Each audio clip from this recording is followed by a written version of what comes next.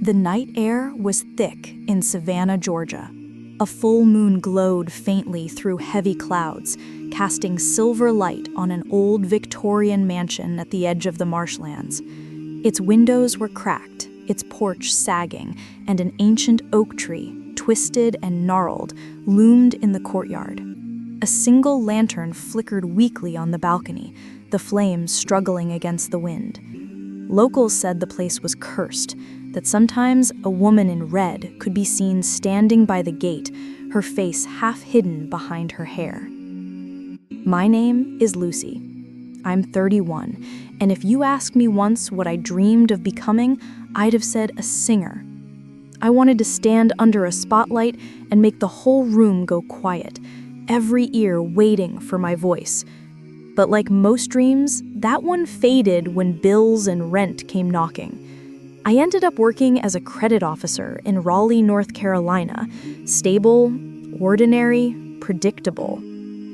That's where I met Nathan, at a college reunion party. He had this easy laugh, the kind that made you feel like the world wasn't so bad after all. He told me he used to be a dancer, but gave it up to make a living in business. We understood each other, two artists who'd traded dreams for paychecks. A year later, I married him. I thought I was walking into a love story. Turns out, I was walking into a house full of ghosts, and not all of them were dead.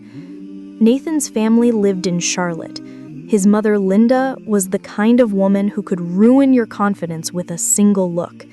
Everything in her home was controlled: the curtains, the silverware, even how you breathed around her. And then there was Ivy, Nathan's younger sister. Everyone said she couldn't speak or walk because of nerve damage from a childhood fever. But Ivy was different. She communicated through sketches, soft pencil drawings that spoke louder than words ever could. I remember one day, on the back porch, I traced a musical note in the air, and she smiled, drawing a heart in response. In that moment, I knew she understood more than anyone gave her credit for. As months passed, Nathan changed. The man who once brought me flowers now brought excuses. "Work's been rough," he'd say.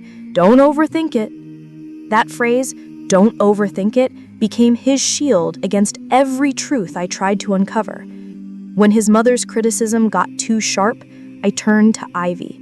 She was my calm in the storm. I started learning sign language just to talk with her. Every silent conversation we shared felt like a small rebellion against the coldness in that family. Then one day, Nathan told me his family was taking a trip to Hawaii. His tone was careful, too careful. And when I asked, "What about me?" his eyes didn't meet mine. "This one's just for family," he said softly. "Family? And I'm not family?" That's when Linda showed up at the door, uninvited as always. "You'll stay and take care of Ivy. You're close to her, right?" And just like that, I was left behind. But that's when the real story began. When the house fell quiet after they left for Hawaii, I went into Ivy's room with a cup of coffee, her favorite vanilla blend. She was sitting by the window, staring at the lavender bush outside. Then, she did something that made my heart stop.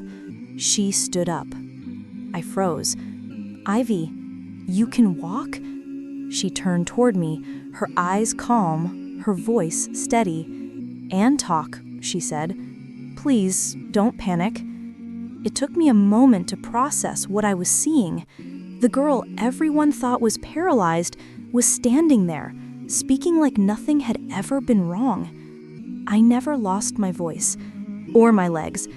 It was all an act, to survive Linda's control, to make her stop watching me. I sat down hard, my mind spinning, years of lies, of pity, of guilt, all unraveling at once. "But why tell me now?" I asked. She smiled, a slow, knowing smile. "Because we're going to Hawaii." And that's how we ended up on a plane together, headed toward paradise, or maybe the storm.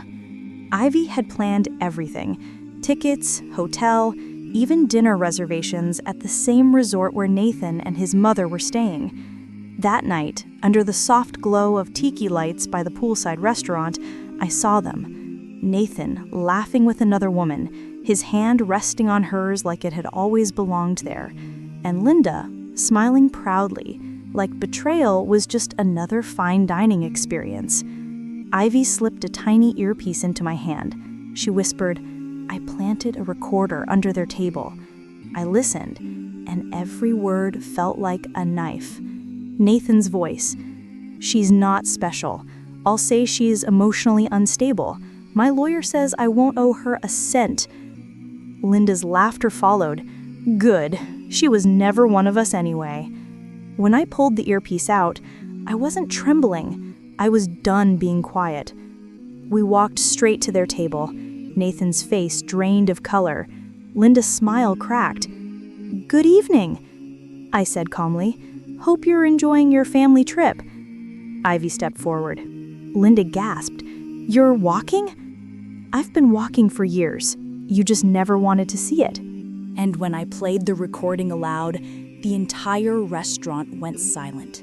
Their lies, their cruelty, echoing under the Hawaiian moonlight. Nathan shouted, "You're trying to ruin me!" I smiled. "You did that yourself." That night, I walked away not as a wife, not as a victim, but as someone reborn. Months later, after the divorce, I started over in Raleigh. New job, new apartment, new peace. Ivy went to art school in Asheville, living the life she'd hidden from the world. Then, one afternoon, I opened my door and saw Nathan and Linda standing there, broken, desperate, asking for help. "Please, Lucy," Nathan said, "I lost my job. She lost everything. We have nowhere to go." I looked at them, feeling nothing but quiet strength. "I don't hate you," I said softly. "I just finally love myself enough to say no." I closed the door, sprinkled a little sea salt across the threshold, my own small way of keeping the past out, and turned toward the sunset, spilling golden light across my living room. Sometimes endings aren't tragic. They're necessary, because true freedom doesn't come when someone loves you. It begins when you love yourself enough to walk away.